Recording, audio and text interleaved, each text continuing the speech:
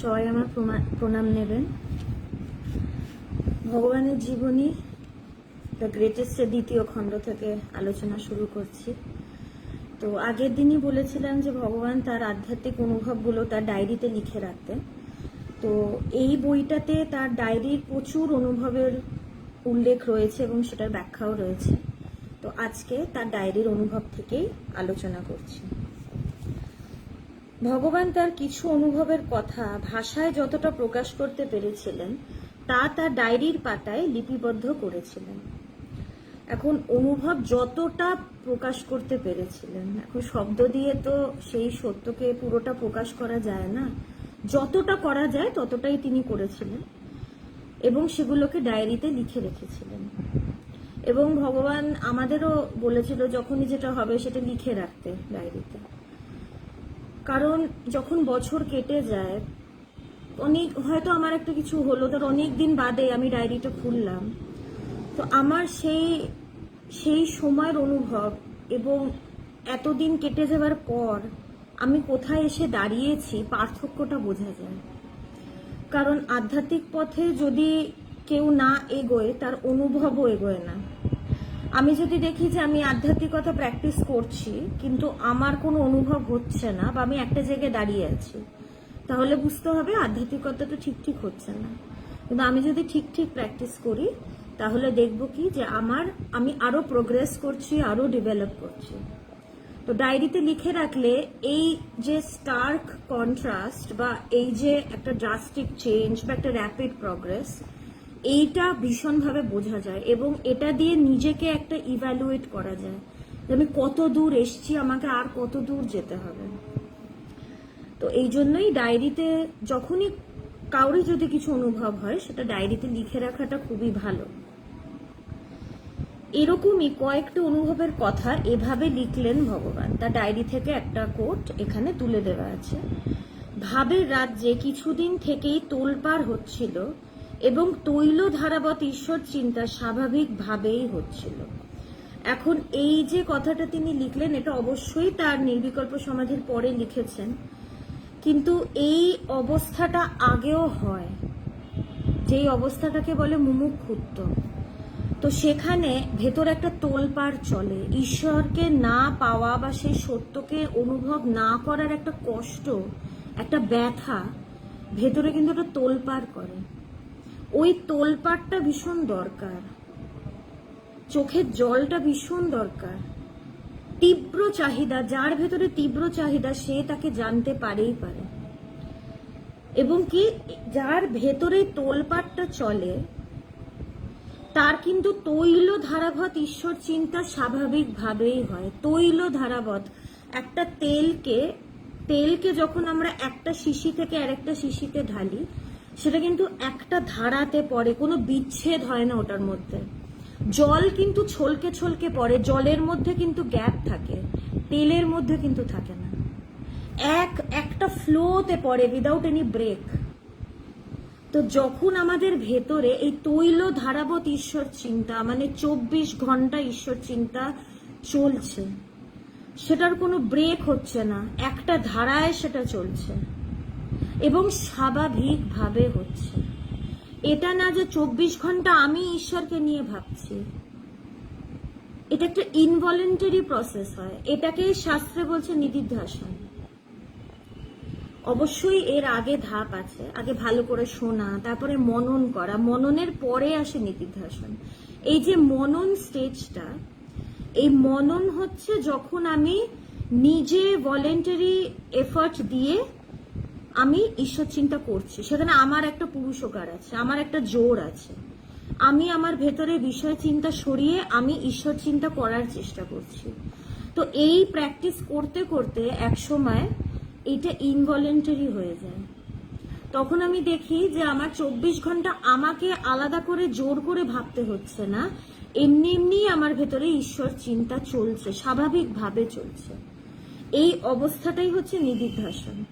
এবং যার নিদিধ্যাসন অবস্থা হচ্ছে বুঝতে হবে এর পরেই হচ্ছে সমাধি। তো তোলপাড় দরকার, ঈশ্বরকে জানার তীব্র চাহিদা দরকার এবং এই চাহিদাটা আমার যত তীব্র হবে তত আমার ঈশ্বর চিন্তা বাড়বে এবং স্বাভাবিকভাবে হতে থাকবে। তো এইটা অনুভবটা ভগবানের তার নির্বিকল্প সমাধির পরেও হচ্ছিল, ভেতরে একটা তোলপাড় চলছে। এবং তার ঈশ্বর চিন্তা নির্বিকল্প সমাধির পরে তো আর তাকে জোর করে চিন্তা করার কোনো ব্যাপার নেই, সেটা স্বাভাবিকভাবেই হবে এবং তৈল ধারাবতী হবে। তো তিনি এটাই লিখলেন তার ডায়েরিতে। একদিন বাগানে পায়চারি করতে করতে হঠাৎ স্বামীজির ভাবের উদ্দীপনা হলো এবং শরীর প্রচন্ড ভারী লাগতে লাগলো। মনে হতে লাগলো এই পৃথিবীটা আমি পায়ের নিচে রেখেছি। এইভাবে বেশ কিছুক্ষণ কাটলো। তো তিনি বারান্দায় পায়চারি করছিলেন, হঠাৎ করে তার স্বামীজির ভাব হয়েছে, তার স্বামীজির কথা মনে পড়েছে। স্বামীজিকে তখন তিনি অনুভব করছেন। অবশ্যই তিনি ঠাকুরের ছিলেন, তো সেই পরম্পরারই তিনি মানুষ, আমার গুরু ভগবান।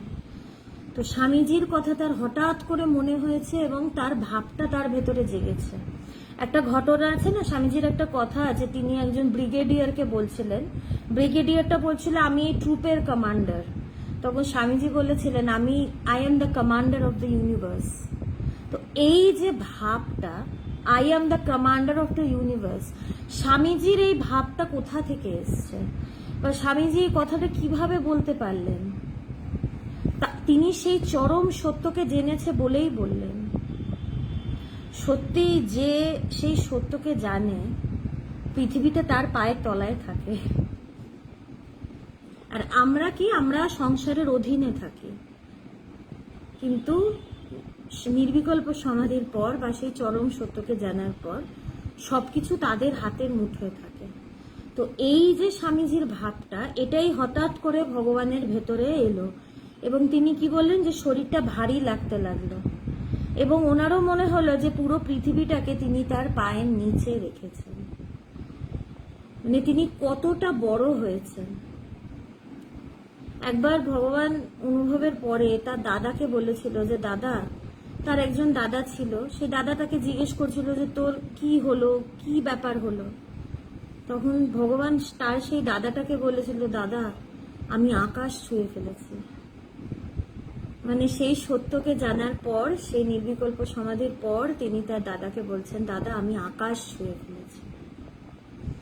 মানে এটা যে কিরকম একটা ফিলিং, সেটা যার হয় সেই বোঝে। এটার যার হয়নি সে কোনোদিনই এই ব্যাপারটাকে বুঝবে না। এইটাকে বোঝার জন্য অনুভব মাস্ট, কম্পালসারি। তো ভগবানের এই অনুভবটা তিনি তার ডায়েরিতে লিখেছিলেন। নির্বিকল্প সমাধির পর থেকে ভগবান স্বয়ং ব্রহ্ম হয়ে অবস্থান করতেন। যিনি ব্রহ্মকে জানেন তিনি ব্রহ্মই হয়ে যান। কিন্তু পরমেশ্বর যে তাকে নির্দিষ্ট করেছিলেন জগৎকে উদ্ধারের জন্য, তাই তার দেবতনুকে সংরক্ষণ করার দায়িত্ব নিয়ে রেখেছিলেন।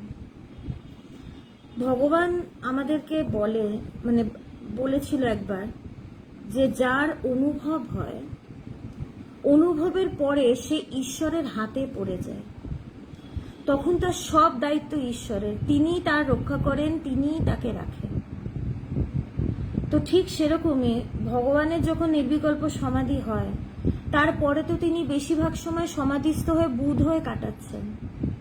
কিন্তু এই যে তার শরীরটা আছে, আমরা ঠাকুরের কথায় কি শুনেছি যে সেই সত্যকে জানার পরে 21 দিনের মধ্যে একজনের শরীর চলে যায়, শরীর থাকে না। কিন্তু কেউ কেউ আছে যার শরীর থেকে যায়, তাদেরকে ফিরিয়ে দেওয়া হয়। সেই মহাশক্তি বা সেই ঈশ্বরই তাদেরকে ফিরিয়ে দেন মানুষের জন্য। স্বামীজিকে থাকতে হয়েছিল, ঠাকুরকে থাকতে হয়েছিল, চৈতন্যদেব ছিলেন, কত তারা পৃথিবীতে ছিলেন মানুষের রক্ষার জন্য, মানুষের উদ্ধারের জন্য। তো ঈশ্বরই তাদেরকে ফিরিয়ে দিয়ে তাদের রক্ষার দায়িত্বটা ঈশ্বরই নেয়। দিনের পর দিন 24 ঘন্টা সমাধিস্থ থাকলে শরীর ধারণ করা সম্ভব নয়। তাই মহাশক্তি মাঝে মাঝে ভগবানের মধ্যে ঈষৎ আমি বোধের উদয় করিয়ে জগতে নামিয়ে রাখতেন। সবসময় যদি কেউ সমাধিস্থ থাকে তাহলে শরীর থাকে না, শরীর চলে যায়। কিন্তু শরীর যদি চলে যায় তাহলে মানুষের উদ্ধার কে করবে? তো তাই সেই মহাশক্তি বা সেই ঈশ্বরই ভগবানের ভেতরে একটু আমি ভাবটা তিনি মাঝে মাঝে জাগিয়ে তুলতেন, যাতে তার মনটা একটু নেমে আসে, জগতে যেন একটু নামে।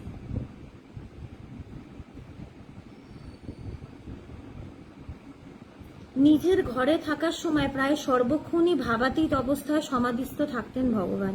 কিন্তু তার কাজের সময় অর্থাৎ দোকান বাজার করা, চাকরিতে যাওয়া ইত্যাদি তার বিশেষ ভুল হতো না, কারণ গৃহস্থাশ্রমে থাকার জন্য যারা ভগবানকে আশ্রয় করে আছেন, যেমন গুরুমা, দেবযানীদি মানে ভগবানের কন্যা, ভগবানের মা বাবা, ভাই বোনেরা, উপরন্তু শ্বশুরবাড়ির মানুষজন, পাড়া প্রতিবেশী, বন্ধু বান্ধব, তাদের যাতে ভগবান সর্বদা সমাধিস্থ থাকার জন্য কোনো অসুবিধার সৃষ্টি না হয় সেদিকেও ঈশ্বরের ছিল তীক্ষ্ণ দৃষ্টি।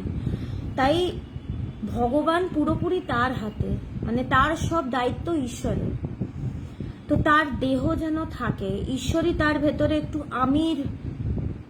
আমি যে ভাব সেটার জন্ম দিচ্ছেন। এই আমি অল্প একটু আমি ভাবটা নিয়েই তিনি জগতে চাকরি বাকরি সব করছেন, সবাইকে দেখাশোনা করা, এগুলোতে তার কিন্তু কোনো ফাঁকি হয়নি বা কোনো কিছু ভুল হয়নি তার জগতের কাজ করতে গিয়ে। আমাদের এটা ধারণা থাকে যে আধ্যাত্মিকতা করলে জগতের যে সংসারের যে কাজ সেটা ঠিক করে করা যায় না। যদি করা না যেত তাহলে এখানে যে যিনি বইটা লিখেছেন স্বামী প্রজ্ঞানন্দ মহারাজ, তিনি এই কথাগুলো লিখতেন না। এটাও নয় যে তিনি বানিয়ে বানিয়ে লিখেছেন, সত্যি কথাই লিখেছেন। ভগবানের জগতের সব কাজ করতে, সংসারের সব কাজ করতে কোনো অসুবিধা হয়নি। তার এত দায়িত্ব, এত মানুষকে তাকে দেখতে হয়, তিনি সব যথাযথভাবে তার সব দায়িত্ব তিনি পালন করেছেন। এবং আরেকটা কথা আধ্যাত্মিক জগতে বলা হয় যে ঈশ্বর যাকে ধরেন তার কোনোদিন বেচালে পা পড়ে না। ঈশ্বর যাকে ধরেন তার দ্বারা কোনোদিন কোনো ভুল হয় না। তাই ভগবানেরও কখনো কোনো জায়গায় বেচালে পা পড়েনি, তার কোনো জায়গায় কোনো ভুল হয়নি। বাড়িতে যেমনি তিনি সমাধিস্থ হয়ে আছেন, সেই ঈশ্বরই তাকে সমাধিস্থ রাখছেন এবং সেই ঈশ্বরই তার ভেতরে সেই আমির ভাবের প্রকাশ ঘটাচ্ছেন, যেটার দ্বারা তিনি সংসারের সব কাজ করছেন এবং সবাই দেখাশোনাও করছেন। শুধু এইটা না, পরিস্থিতি এমন হয়ে গেছিল, ভগবানের চারিপাশে যারা ছিলেন, ঈশ্বর এমন একটা পরিবেশ তৈরি করেছিলেন যে ভগবানের যে আধ্যাত্মিক যে সাধনা ঠিক কোনোভাবের পরে হয় না, তার যে ডুবে থাকা বা আত্মস্থ থাকা, এইটাতেও কিন্তু কেউ তারকে বাধা দিচ্ছিল না। তো তার সবকিছু ঈশ্বরই দেখছিলেন। তাই নিজের তথাকথিত দায়িত্ব কর্তব্য থেকে পরমেশ্বরই চ্যুত হতে দেননি ভগবানকে। তাই আমরা যদি এইটা মনে করে থাকি যে আধ্যাত্মিকতা করতে গেলে আমার সংসারের কাজ ঠিক করে হবে না, আমি আমার দায় দায়িত্ব পালন করতে পারবো না, এই ধারণাটা কিন্তু ভুল ধারণা, একদমই ভুল ধারণা। আমি অনেক ছোটবেলায় আমার গুরুকে পেয়েছি, ভগবানকে পেয়েছি। খুব ছোটবেলা থেকে আমি ইন্টারন্যাশনাল বেদান্ত সোসাইটির সাথে যুক্ত। আমি তার মধ্যে পড়াশোনা করেছি, স্কুল পাস করেছি, গ্র্যাজুয়েশন করেছি, মাস্টার্স করেছি, সব করেছি। আর আমার কোনোটাতে অসুবিধা হয়নি, একবারও ফেল করিনি আধ্যাত্মিকতা করতে গিয়ে বা বেদান্ত চর্চা করতে গিয়ে। আমার বাড়ির কোনো কাজে কোনো অসুবিধা হয়নি, যা করা সব হয়েছে। ইনফ্যাক্ট আমার মাস্টার্স করার পেছনে কিন্তু ভগবানই, তিনি আমাকে উৎসাহ দিয়েছেন যে তুমি আরো পড়াশোনা করো। তিনি তো এইটা বলেননি তুমি আধ্যাত্মিকতা করছো, সংসার ছেড়ে টেরে তুমি পদ্মা আসনে বসে তুমি ধ্যান করবে সারাক্ষণ, তুমি আর কিচ্ছু করবে না। তিনি এই কথা কোনো দিন কাউকে বলেননি। এবং ভগবান পছন্দও করে না যখন তিনি দেখেন যে কেউ তার কাজে ফাঁকি দিচ্ছে বা অবহেলা করছে। যার যখন চাকরিতে যাওয়ার ভগবান ঠিক নজর রেখে তাকে পাঠিয়েছেন, যার পড়াশুনো করা ঠিক তাদেরকে বলেছে ঠিক করে পড়াশুনো করবে। তো এইটা একদম ভুল ধারণা মানুষের যে আধ্যাত্মিকতা করলে সংসার ঠিক করে করা যায় না। বরঞ্চ যে আধ্যাত্মিকতা করে সে সবকিছু পারফেক্টলি করে। অ্যাকচুয়ালি উল্টোটা, আমাদের যেটা ধারণা সেটার একদমই উল্টো। স্বামীজির একটা কথা আছে না, যখন ধ্যান করবি ডুবে যাবি, আর যখন আলু বিক্রি করবি একদম চাষিদের মতন করবি। স্বামীজি নিজে কথাটা বলছেন, যেখানে তিনি একজন সন্ন্যাসী। তিনি কিন্তু বলছেন না যে তোমরা সব ছেড়ে দিয়ে তোমরা ধ্যানে বসো, আর কিচ্ছু তোমাদের করতে হবে না, জগৎ তো মিথ্যা, সব ছেড়ে দাও, এইসব কিন্তু বলছেন না। কি বলছেন? যখন ধ্যান করবে ঠিক মতন ধ্যান করবে, যখন যেটা করবো পারফেক্টলি করবো। এখন হ্যাঁ, ধ্যান করার সময় যদি সংসারের চিন্তা ভাবি সেটা ঠিক নয়, আবার সংসার করার সময় বা আমার যেটা দায়িত্ব সেটা পালন করার সময় যদি আমি অন্যমনস্ক থাকি তাহলে সেটাও ঠিক নয়। এই জন্যই স্বামীজি বলছেন যে যখন ধ্যান করবি একদম ডুবে যাবি, ধ্যানে যখন বসবো এই উদ্দেশ্যটা নিয়েই বসবো যে আমাকে ডুবতে হবে। আর যখন আলু বিক্রি করব, আলু বিক্রি করার সময় যদি আমি চোখ বন্ধ করে এরম করে থাকি তাহলে তো আমার আলুও বিক্রি হবে না, আমার কাছে কাস্টমারও আসবে না, আমার লস তো লসই।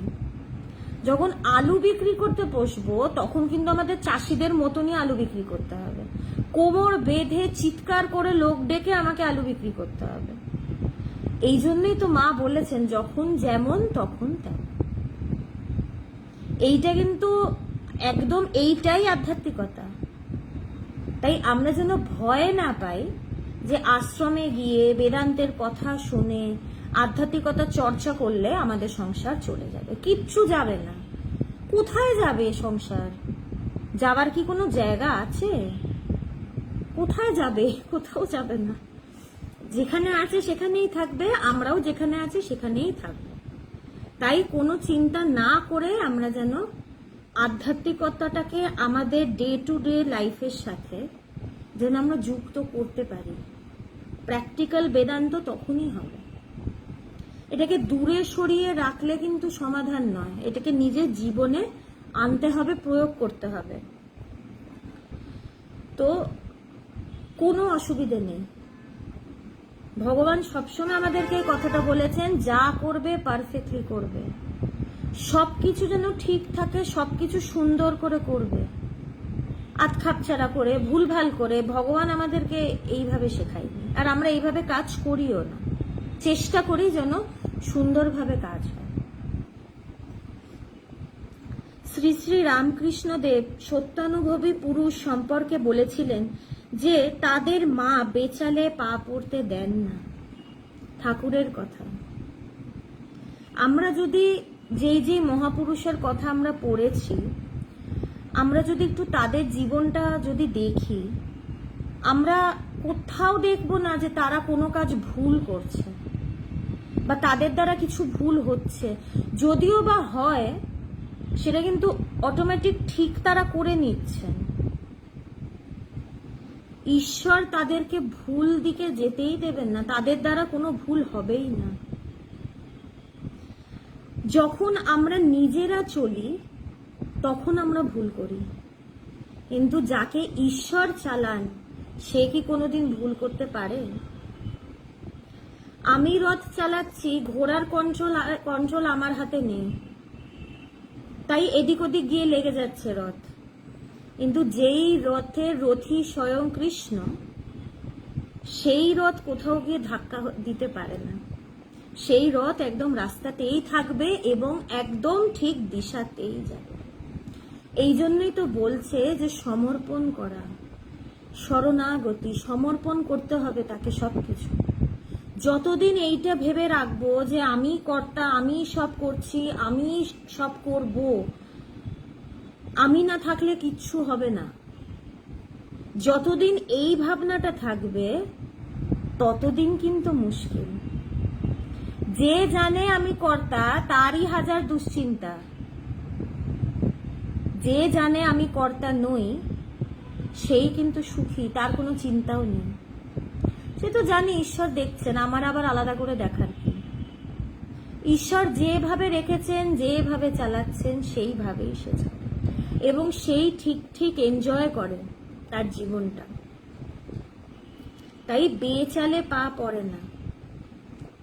তাই ভগবানেরও কাজকর্ম করতে, কোনো কিছু করতে কোনো অসুবিধে হয়নি। ভগবানের ক্ষেত্রেও তেমনটি হলো। জ্ঞান লাভের আগে নিজের কর্তৃত্ব দিয়ে যে কাজ নিখুঁতভাবে করতেন ভগবান, ব্রহ্মবিজ্ঞান লাভের পরেও সেই একই কাজ কর্তৃত্ব বোধ শূন্য হয়ে তেমনি ত্রুটি শূন্যভাবে সম্পন্ন করে যেতে লাগলেন ভগবান। তো এর আগে, ব্রহ্মজ্ঞানের আগে, তিনি নিজে প্রত্যেকটা কাজ নিখুঁতভাবে করতেন, নিখুঁতভাবে। ভগবানেরকে আমরা এখনো দেখি তিনি যা করেন একদম পারফেক্টলি করার চেষ্টা করেন। তার কোনো কাজে কোনো খামতি বা কেউ কিছু খুঁত বার করতে পারবে না। তো প্রথমে তিনি সেটা করতেন নিজেকে কর্তা জেনে যে আমি করছি, কিন্তু ব্রহ্মজ্ঞানের পরে তিনি কর্তৃত্ব বোধ শূন্য হয়ে, তখন তার কোনো কর্তা ভাব নেই, তখন তাকে তার দ্বারা কাজ হতে থাকলো, তিনি আর করলেন না, এবং কাজগুলো একদম ত্রুটি শূন্য ভাবেই সম্পন্ন হচ্ছে, কোনো অসুবিধে হয়নি। তাই আমাদের যাদের এটা ধারণা যে আধ্যাত্মিকতা করলে সব নষ্ট হয়ে যাবে, বা আমরা যারা আধ্যাত্মিকতাকে ভয় পাই, ধারণাটাকে একটু পাল্টে ফেলা দরকার। কারণ আমাদের ভেতরে আমরা যে ধারণা এতদিন ধরে পুষে রেখেছি সেগুলো কিন্তু ভুল ধারণা। আমরা আধ্যাত্মিকতা দেখলে এড়িয়ে যাই।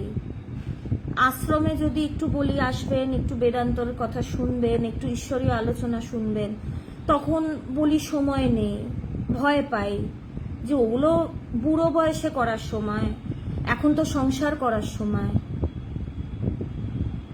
বুড়ো বয়স তো কত তো বুড়ো বুড়িকে দেখলাম, তারা মোটেও ঈশ্বর চিন্তা করে না।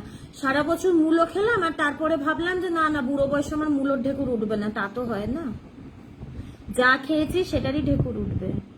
সারাটা জীবন সংসার নিয়ে কাটালাম, হঠাৎ করে বয়স হলো, তখন আমার মন ঈশ্বরের দিকে চলে যাবে? যাবে না। এটাই তো সংস্কার। আমাদের জন্ম জন্মান্তর ধরে আমরা সংসার ঘেটে ঘেটে আসছি। মনের ভেতরে আমাদের সংসার করার যে সংস্কার, সেটা কিন্তু প্রবল। ওটাকে হঠাৎ করে আমার ইচ্ছে হলো আর আমি ঈশ্বরের দিকে মনটাকে নিয়ে গেলাম, অত সহজ নয়। এত সহজ হলে কত ঋষিমুনি বছরের পর বছর তপস্যা করছেন, তারা করতেন না। তাদের মনের জোরেই সব হয়ে যেত, হয় না। এত সোজা নয় আধ্যাত্মিকতা, একটু কঠিন আছে। আমরা হিন্দিতে বলি না, পাপার বেলনে পারেঙ্গে, একটু ঘাম ঝরাতে হবে। তাই বুড়ো বয়সের অপেক্ষা যেন না করি। যদি বুড়ো বয়সে আধ্যাত্মিকতা হতো তাহলে স্বামীজি অমনি কম বয়সে সন্ন্যাস নিয়ে টিয়ে আধ্যাত্মিকতা করার কথা বলতেন না, তিনিও তাহলে বলতেন বুড়ো বয়সে করবেন। আজ অব্দি যত মহাপুরুষ এসছেন তাদের মুখে তো একজনকেও বলতে শুনিনি যে বুড়ো বয়সে আধ্যাত্মিকতা করবেন। তাহলে আমরা কেন এটা মনে করি যে বুড়ো বয়সেই আধ্যাত্মিকতা করব, তার আগে সংসার করব? কারণ আমরা ভাবি যে আধ্যাত্মিকতা আর সংসার দুটো কমপ্লিমেন্টারি নয়, দুটো আলাদা, দুটো একসাথে হতে পারে না। এখন এই জন্যই তো ভগবানের জীবনীটা পড়ছি। এখানে কি দেখছি, দুটো আলাদা নয়, দুটো একসাথে করা যায়, দুটো একসাথে হয়, চাইলেই হয়। দুটো ভীষণভাবে কমপ্লিমেন্টারি, দুটোকে দুটোর সাথে যুক্ত করে রাখতে হয়, তাহলেই ভালোভাবে বাঁচা যায়। তাই আমাদের ভেতরে যা ভুল ধারণা সেগুলো যেন আমরা আর ভেতরে না রাখি। ভগবান একাধারে জ্ঞানী, পরম ভক্ত ও কর্মযোগী হলেও সমাধির পর ভগবানের মধ্যে অদ্বৈত জ্ঞানই প্রাধান্য বিস্তার করে। তো আমরা যারা ভগবানের এই জীবনীটা ফলো করছি, আমরা দেখেছি কি তিনি চিরকাল, তার গুরুদেব স্বামী পবিত্রানন্দ মহারাজ, তিনি সবসময় ভগবানকে বেদান্তের কথাই কিন্তু বলেছেন। এখন গুরুর কাছে প্রচুর শিষ্য আসে, প্রত্যেকটা শিষ্যের কিন্তু আলাদা আলাদা ভাব থাকে, আলাদা আলাদা ভাব থাকে। যাদের প্রশ্ন আসছে আমি একটু আলোচনার পরে করছি। আলোচনাটা করছি। আমি একটু পড়ে নিই আগে, নাহলে ভুলে যাব। আচ্ছা ঠিক আছে, আমি আপনার প্রশ্নটা পড়লাম, আলোচনাটা হয়ে গেলে। চঞ্চল বিশ্বাস, চঞ্চল বাবু আমি আপনার প্রশ্নটা পড়েছি, আলোচনাটা হয়ে গেলে আমি উত্তর দিচ্ছি। তো ভগবানকে তার গুরুদেব সবসময় কিন্তু বেদান্তের উপদেশই করেছেন, সেই অদ্বৈত বেদান্ত। একজন গুরুর কাছে প্রচুর শিষ্য আসেন, এবং আমরা জানি আধ্যাত্মিক পথ কিন্তু একটা নয়, প্রচুর ভাব আছে এই পথে, এবং এক একজন এক একটা পথ অবলম্বন করে এগোয়। কেউ ভক্তি পথ অবলম্বন করে, কেউ বিচারের পথ বা জ্ঞানের পথে হেঁটে যায়, কেউ কর্ম, কেউ রাজ্য, অনেক পথ আছে। কিন্তু ভগবানের যে ভাবটা ভেতরে ছিল সেটা হচ্ছে জ্ঞানের বা বিচারের। তাই গুরুই তো জানে যে তার কোন শিষ্যর ভেতরে কোন ভাব। একজন মা জানে যে তার কোন ছেলে কোন মাছ খেতে ভালোবাসে, তার কোন ছেলের পেটে কোন খাবার সে সহ্য করতে পারে।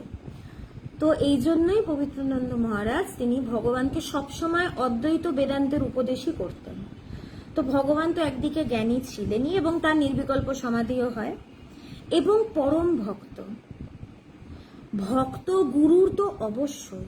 গুরু ভক্তি ছাড়া তো আধ্যাত্মিক পথ হয় না। একজন যদি বলে যে আমি গুরুকে অতটা করিনি, আমি বিরাট আধ্যাত্মিক উন্নতি এমনিই করে ফেলেছি, এই কথাটা যদি কেউ বলে, জানতে হবে মানে এর থেকে বড় মিথ্যে কথা হয় না। গুরু ভক্তি ছাড়া আধ্যাত্মিক পথ শুরুই হয় না। তো তিনি তো তার গুরুর পরম ভক্ত ছিলেনই, সাথে সাথে তিনি ঠাকুরেরও ভীষণ ভক্ত ছিলেন। মানে ঠাকুরের ছবি তিনি পকেটে নিয়ে ঘুরতেন, ঠাকুরই তার ইষ্ট ছিল। তো তার ভগবানের ভেতরে ভক্তি ভাবটাও কিন্তু ছিল। আমাদের ভেতরে এই আর একটা ভুল ধারণা থাকে কি, যে প্রত্যেকটা পথ আলাদা আলাদা, জ্ঞান পথ আলাদা, ভক্তি পথ আলাদা, এবং এক একজন যারা যে জ্ঞানের পথে হাঁটে তারা ভক্তির পথের লোককে সহ্য করতে পারে না, যে ভক্তির পথে হাঁটে তারা জ্ঞানের পথে যারা হাঁটে তাদের সহ্য করতে পারে না, বা বলে ওই পথে অতটা কিছু হয় না, বা ও বলে ওই পথে অতটা কিছু হয় না। এইগুলো চলে, কথা কাটাকাটি এগুলো চলে। কিন্তু একটা কথা পরিষ্কার জেনে, মানে এটা জানা খুব দরকার, আমি যদি জ্ঞানের পথেও হাঁটি, ভক্তি আমার দরকারই দরকার। আমার যদি গুরুর প্রতি ভক্তি না থাকে, জ্ঞান লাভ আমি হাজার করেও করতে পারবো না করতে। ভক্তি করতেই লাগবে। শঙ্করাচার্য বিবেক চূড়ামণিতে লিখছেন যে যে তার স্বরূপকে ভালোবাসে সেটাই হলো ভক্তি। যে তার স্বরূপ বা সে ব্রহ্ম বা আত্মাকে ভালোবাসে সেটাই হলো ভক্তি। ভক্তি ছাড়া জ্ঞান নেই। আর যে ভক্তি পথ ধরে এগোচ্ছে সে সেই জ্ঞানের দিকেই এগোচ্ছে। শাস্ত্রে এটা বলা হয়, পরম ভক্তি এবং পরম জ্ঞান দুটো একই জিনিস, দুটো আলাদা নয়। তাই কোনো কিছুকে ছোট বড় না ভেবে এইটা বুঝতে হবে যে সবকিছু দরকার। আমার মনে আছে ভগবান একবার আমাকে বলেছিল যে আধ্যাত্মিক পথে জ্ঞান, কর্ম, ভক্তি তিনটেরই সমন্বয় দরকার, কোনোটা ছাড়া কোনোটা হয় না। গুরুর প্রতি ভক্তি যদি হয় তখনই আমার কর্ম শুরু হয়। কর্ম মানে কি? আধ্যাত্মিক সাধনা। সাধনাটাও তো একটা কর্ম। আর এই কর্ম করতে করতে আমি একসময় আমার এই কর্মটাও শেষ হয়, সাধনাটাও আমার শেষ হয়, আর আমি সেই সত্যকে জানতে পারি, আমার সেই ব্রহ্মজ্ঞান লাভ হয়। এই হলো প্রসেস। এখানে ভক্তিও আছে, কর্মও আছে, জ্ঞানও আছে। তাই সব পথই সমান, সব পথই গুরুত্বপূর্ণ, এবং প্রত্যেকটা পথ থেকেই আমাকে নিতে হবে। এখানে ছোট বড়র কোনো ব্যাপারই নেই। তো ভগবানের ভেতরে কিন্তু সবকিছু, এবং তিনি কর্মযোগীও ছিলেন। তিনি সবসময় মানুষের জন্য করেছেন, তাদের উপকারের জন্য ঝাঁপিয়ে পড়েছেন। এবং মানে যার যা দরকার সবসময় তিনি এগিয়ে এসছেন। এই তো গেল তার ওয়েলফেয়ারের কাজ, সমাজের জন্য করা, মানুষের জন্য করা, তার পরিবারের জন্য করা। আধ্যাত্মিক পথেও তিনি কাজ করেছেন, তিনি দুটোর সময় উঠে সাধনা করছেন, সাধনাটাও কাজের মধ্যেই পড়ে, কিছুটা করা। তো তার ভেতরে সবই ছিল, কিন্তু সমাধির পর ভগবানের মধ্যে অদ্বৈত জ্ঞানেরই প্রাধান্য থাকতো। অদ্বৈত বলতে এক ছাড়া যেখানে দ্বিতীয় নেই, সে এক ব্রহ্ম বা আত্মা, ব্রহ্ম সত্য জগৎ মিথ্যা, তার ভেতরে এইটারই প্রাধান্য ছিল। তখন তিনি এইটা নিয়েই তিনি ছিলেন। মনে ব্রহ্মচিন্তা আসার সাথে সাথে সমাধিস্থ আত্মস্থ হয়ে পড়তেন ভগবান। তো যখনই তার ভেতরে সেই ব্রহ্মচিন্তা হতো তখনই তিনি আত্মস্থ হয়ে পড়তেন বা তিনি তার সমাধি হতো। অসীম অনন্ত ব্রহ্ম সমুদ্রেই যেন কখনো নিমজ্জিত, কখনো ভেসে থাকতেন ভগবান। খুব সুন্দর এই কথাটা লিখেছেন স্বামী প্রজ্ঞানন্দ মহারাজ। আমরা যারা আধ্যাত্মিক পথে এখন চলছি, আমরা কি এখন সমুদ্রের পাড়ে দাঁড়িয়ে আছি?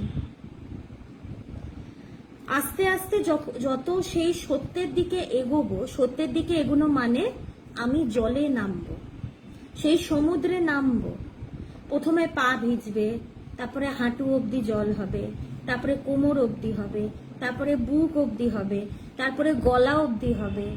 আর যেদিন মাথাটাও ডুববে সেদিন আমার সত্যিই হবে সমুদ্র চান, সমুদ্রতে ডোবা। তো ভগবান যতদিন সাধনা করছিলেন, 15ই ডিসেম্বর 1984 সাল অবধি, 84 সাল 15ই ডিসেম্বর না 14ই ডিসেম্বর বলবো, কারণ 15ই ডিসেম্বরেই তার নির্বিকল্প সমাধি হয়। তো ততক্ষণ তিনি, তার আগে তিনি সমুদ্রের পাড়ে ছিলেন, আস্তে আস্তে তিনি জলে নামছিলেন, জলেরও যে লেভেল সেটাও বাড়ছিল, এবং 15ই ডিসেম্বর তিনি পুরোপুরি সেই ব্রহ্ম সমুদ্রে ডুবে গেছিলেন। এবং তারপরে যখন তাকে ফিরিয়ে দেয় সেই জায়গা থেকে, সেই শক্তি যখন তাকে ফিরিয়ে দেয়, যখন তিনি দেহ সমেত ফিরে আসেন, তখন কি তিনি কিভাবে কাটাচ্ছিলেন তার আর তো পাড়ে ফেরার প্রশ্নই নেই, কারণ তখন আর পাড় নেই, তখন এক সমুদ্রই। আমরা আগে পাড় দেখি, যতক্ষণ না আমরা সত্যটাকে জানি আমাদের চোখে পাড় ধরা পড়ে, আমাদের চোখে একুল ওকুল দুকুল থাকে। কিন্তু যখন একজনের নির্বিকল্প সমাধি হয় তখন তার কাছে একুল ওকুল কিচ্ছু নেই, কোনো কুল কিনারা তার কাছে থাকে না, সেই এক ব্রহ্ম বা আত্মা, সেই সমুদ্রই। এটাই চরম সত্য। তো নির্বিকল্প সমাধির পরে তার কাছে যখন আর পারাপারের ব্যাপার নেই, তখন তিনি কখনো ডুবতেন, কখনো তিনি সমুদ্রে ভাসতেন। এইভাবে তিনি তার জীবন কাটাচ্ছিলেন। মানে কখনো তিনি সমাধিস্থ, কখনো তিনি ব্রহ্মচিন্তন করছেন, যতক্ষণ ব্রহ্মচিন্তন ততক্ষণ তিনি ভাসছেন, যখন সেই ব্রহ্মচিন্তনও সরে যেত তখন তিনি ডুবে যেতেন, সেই ব্রহ্মের সাথে একাকার তিনি সমাধিস্থ হতেন। তেমনি একদিন ডায়েরিতে তার অনুভব এভাবে লিখলেন, একদিন অনুভব করলাম, এই অনুভবটা ভগবানের, এটা খুব মানে মন দিয়ে শোনা দরকার, খুব গুরুত্বপূর্ণ একটা যেটা আমাদেরকে খুব সাহায্য করতে পারে। তিনি তার ডায়েরিতে লিখলেন, একদিন অনুভব করলাম আত্মা সমুদ্রে, দেহ নৌকা এবং মন মাঝি। আত্মার সাহায্যেই তার গমনাগমন। কি সুন্দর কথা। মানে নৌকার প্রয়োজন কখন? নৌকার কাজটা কি? জলের উপরে সে ভাসবে এবং পারাপার করবে। আগে যখন ফ্লাইট, ট্রেন, এতটা পাবলিক ট্রান্সপোর্ট বা কমিউনিকেশন যখন ছিল না, তখন মানুষ পা হেঁটেই চলাচল করতো মানুষ, এবং তখন সমুদ্র পথ দিয়েই বেশি যাতায়াত হতো। তো তখন কি, যখন মানুষ দেখলো যে না, আমাকে এই সমুদ্রটা পার করার জন্য বা সমুদ্রটায় ভাসার জন্য আমার একটা কিছু দরকার, তখনই কিন্তু একমাত্র তারা নৌকার আবিষ্কার করে, যেটা জলে ভাসবে আর তাকে সমুদ্রের পাড়ে নিয়ে যাবে। এই জন্যই কিন্তু নৌকা, এবং নৌকোকে চালানোর জন্য একটা মাঝির প্রয়োজন, নালে নৌকো চলবে কি করে? একজন মাঝি যখন পালটা ধরে টান দেবে তখনই নৌকো এগোবে। যদি সমুদ্র না থাকে, জল যদি না থাকে, নৌকার তো কোনো প্রয়োজনই নেই, আর মাঝির তো আরোই কোনো প্রয়োজন নেই। সমুদ্র আছে বলেই কিন্তু নৌকা এবং তার মাঝি। এই ব্রহ্ম আছে বলেই কিন্তু এই শরীর এবং এই মন। আমাদের পরম প্রিয় ভোগায়তন এই শরীর যে নৌকোর মতো নেহাতি একটি জড় বস্তু, মন সেই মাঝির মতোই শরীরকে চালক, এবং ব্রহ্ম বা আত্মারূপী সাগরের ওপরেই যে শরীর মনের খেলা চলছে, এই সত্য ভগবানের কাছে সুস্পষ্ট হয়ে উঠেছিল। তো আমাদের এই শরীরটা কি নৌকোর মতনই কিন্তু জড়। নৌকো কি একটা জড় বস্তু, তার ভেতরে কোনো চেতনা নেই। তাই জড় মানে কি, সে এক জায়গায় যেখানে থাকবে সেখানেই থাকবে, তার ভেতর কোনো প্রাণ নেই, নিজের থেকে করার কিছু ক্ষমতা নেই। তো তাকে কে চালাচ্ছে? মন চালাচ্ছে। মন আমাদের এই শরীরটাকে চালায় সেই মাঝির মতন। কিন্তু এই দুটোর দরকার কেন? কারণ সমুদ্র আছে, সেই ব্রহ্ম বা আত্মা আছে। সেটা না থাকলে এই দুটো হতো না। আজকে আমরা সিনেমাটা দেখতে পাচ্ছি কেন? পর্দাটা আছে বলে। পর্দা যদি না থাকে সিনেমাটা দেখবো কোথায়? এই যে জগৎ যে দেখছি, জগৎ সংসার দেখছি, এটা তো একটা সিনেমার মতনই। দেখছি কেন? সেই আত্মারূপী পর্দাটা আছে বলে। সেটা না থাকলে কিচ্ছু থাকতো না। তো এই যে খেলাটা যে ধরতে পারে, তার কাছে কিন্তু সব পরিষ্কার। অনুভবের পরে এই খেলাটাই ধরা যায়। ভগবানের সেই অনুভবটাই হলো। তো এখন আমাদের কি সেই নৌকোটাও সত্য, সেই নৌকোটা যে চালাচ্ছে আমাদের কাছে সেও সত্য। সেই মন আর শরীর আমার কাছে খুব সত্য। কিন্তু যখন সমুদ্রে নৌকা ডুবি হবে, নৌকা ডুবি শুধু নৌকো ডোবে না, মাঝিও ডোবে সমুদ্রে, তখন সে বোঝে যে নৌকাও নেই আর মাঝিও নেই। সে সেই সমুদ্রই, সে পুরো সমুদ্রটাই। তার তো আর পারাপার করার নেই। তাই সমুদ্রের এদিক ওদিক সমুদ্র পারাপার কি করে করবো আমি যদি সেই সমুদ্র হই? তাই নৌকা এবং মাঝিরও প্রয়োজন নেই। তাই নৌকা ডুবি যেন আমাদের হয়। সেই জ্ঞান লাভ করা বা সমাধিস্থ হওয়া মানে নৌকা ডুবি হওয়া। নৌকের সাথে মাঝিও ডোবে। তেমনি আরেকটি অনুভূতির কথা এভাবে লিখলেন ভগবান।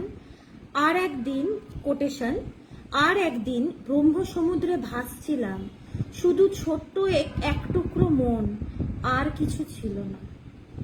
তিনি তো কখনো সমাধিস্থ, যখন তার পুরো মনটাই গলে যায় ব্রহ্মে, কখনো তিনি আত্মস্থ, মানে তখন তার ভেতরে সে ব্রহ্মচিন্তন, তখন সে ভাসছে যেন।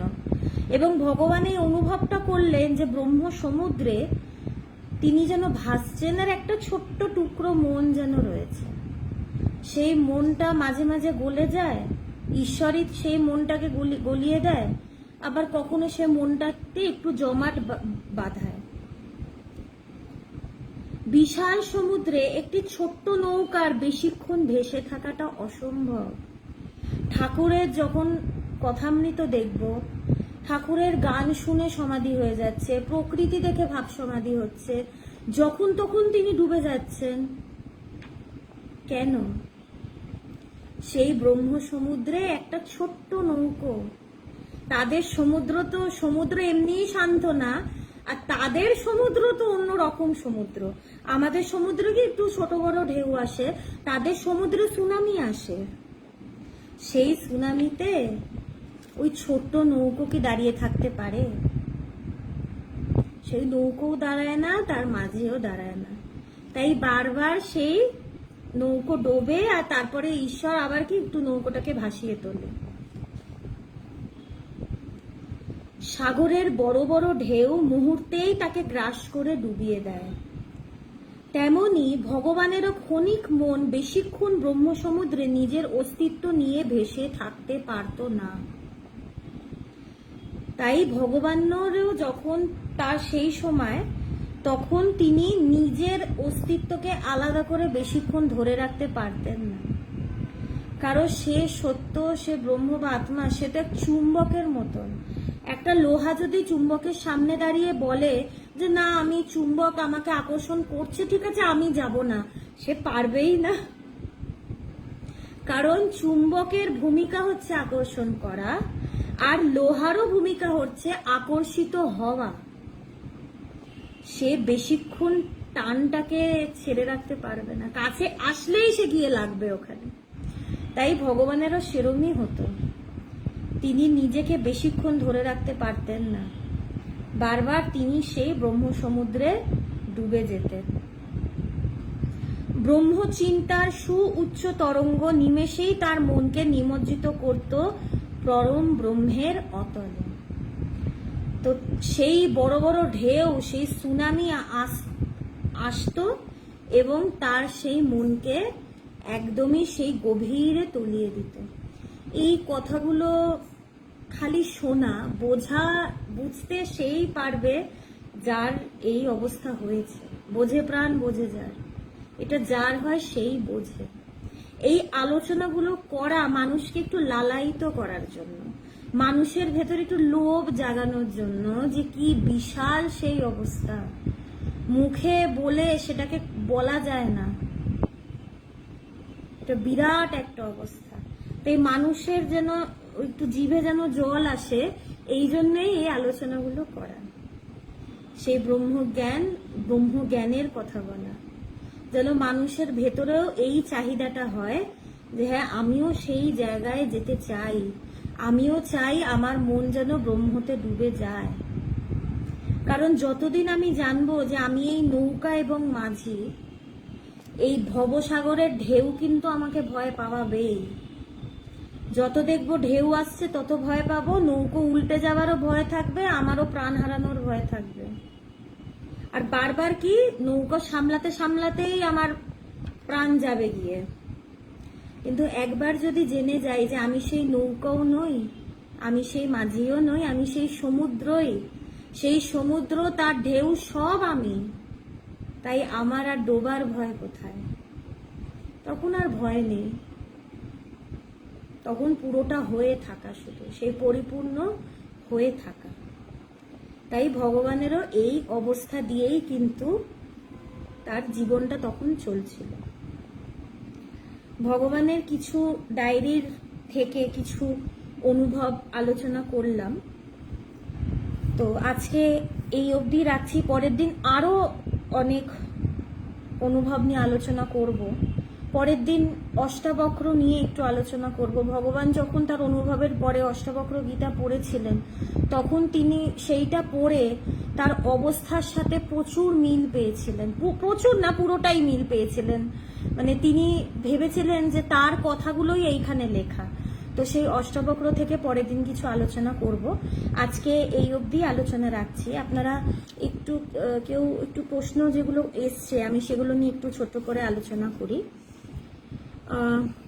আচ্ছা, লিখন এসান, আচ্ছা আপনার নামটা আমি ঠিক করে উচ্চারণ করলাম কিনা জানি না। আপনি যে প্রশ্নটা করেছেন, মনকে কিভাবে নিয়ন্ত্রণ করব, কোন পদ্ধতি অবলম্বন করব, কখন ধ্যান উচিত। এখন মনকে নিয়ন্ত্রণে রাখার অনেক উপায়। আপনি ভক্তি দিয়েও করতে পারেন, ঈশ্বরের প্রতি মন রাখা, আপনার যে ইষ্ট তার প্রতি মন রাখা। আপনি ধ্যানও করতে পারেন, এক চিন্তা করছেন, অন্য কোনো চিন্তা মনের মধ্যে আসতে দিচ্ছেন না। আপনি বিচারও করতে পারেন, নিত্য অনিত্য সত্য মিথ্যা বিচার। যেই পদ্ধতি আপনার কমফোর্টেবল, আপনার ভেতর থেকে আসে, আপনি সেই পথটাই ধরুন। আপনার যদি মনে হয় আপনি ধ্যান করতে চান, সবচেয়ে ভালো সময় ধ্যান করা হচ্ছে সকালবেলা, কারণ তখন আমাদের মনটা খুব রিফ্রেশ থাকে। রাত্রে ধ্যান করতে কেন বারণ করা হয়? সারাদিনের কাজ করার পরে আমাদের শরীর মনটা ভীষণ হাঁপিয়ে থাকে, তাই আমরা যদি রাত্রে ধ্যান করি তাহলে ধ্যান করতে করতে মনটা ঘুমের দিকে চলে যায়, ধ্যানটা ঠিক করে হয় না, ঘুম পেয়ে যায়। তাই সকালে একটা নির্দিষ্ট সময়, 6টা হোক 7টা হোক, যার যেই সময়টা ভালো লাগে, সেই একটা সময়ে আমি যদি রোজ ধ্যান করতে পারি তখন খুব ভালো হয়। আচ্ছা, এর আগে চঞ্চল বাবু হয়তো নামটা, হ্যাঁ, ওনারই একটা প্রশ্ন ছিল যে তিনি ব্রহ্মজ্ঞানের পরে কি করে তার সংসার নিয়েছিলেন, এটা কি করে সম্ভব, কারণ পুরো পৃথিবী তো তার সংসার। আচ্ছা, তিনি সংসার নিয়ে তো ছিলেন না, এটাই তো আলোচনা করলাম। তাকে ঈশ্বর সেইভাবে রেখেছিলেন, সেইভাবে যদি না রাখতেন তার শরীরটা তো থাকতো না। মা শারদা, মাকে কি দেখেছি, তিনি কি তার কাজগুলো করেননি? তিনি তো তার সব দায়িত্ব তিনি পালন করেছেন। ঠিক সেরকমই ঈশ্বর তাকে দিয়ে সেগুলো পালন করিয়েছেন। আর পুরো পৃথিবী তো তার সংসার, অবশ্যই পুরো পৃথিবীকে তিনি তার সংসার বলে না মানলে বেদান্ত সোসাইটি তিনি করতেন না। আর আজকে তিনি তার সংসার বলে কিছুই নেই।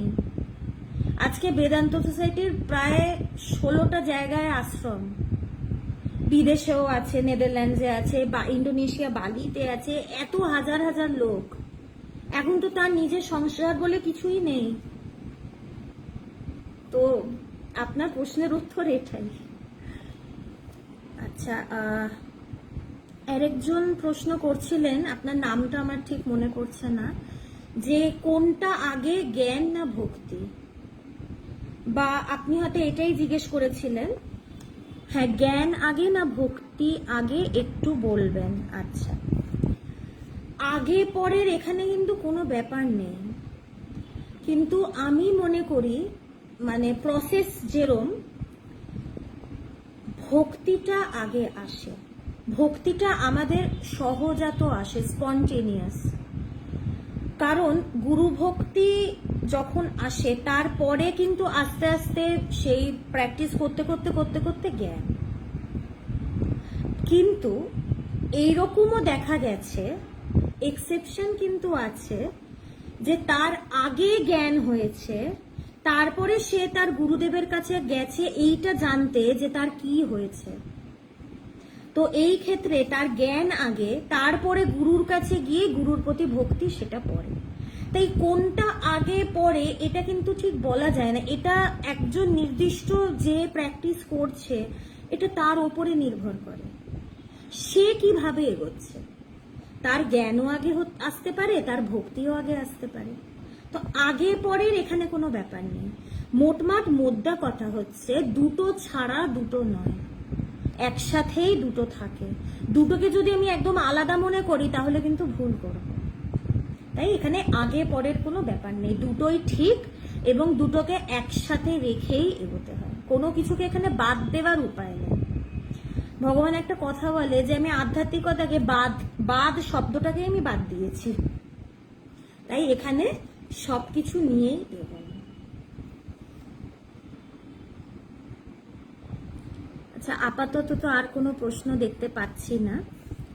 আশা করি যে আলোচনাটা করলাম বুঝতে পেরেছেন, এটা বলবো না, বোঝার বিষয় এটা নয়, কারণ এগুলো অনুভবের কথা তো, এবং এইসব অনুভব বুদ্ধির পারে। তাই বুঝতে পেরেছেন এই কথাটা বলাটা আমার ঠিক হবে না।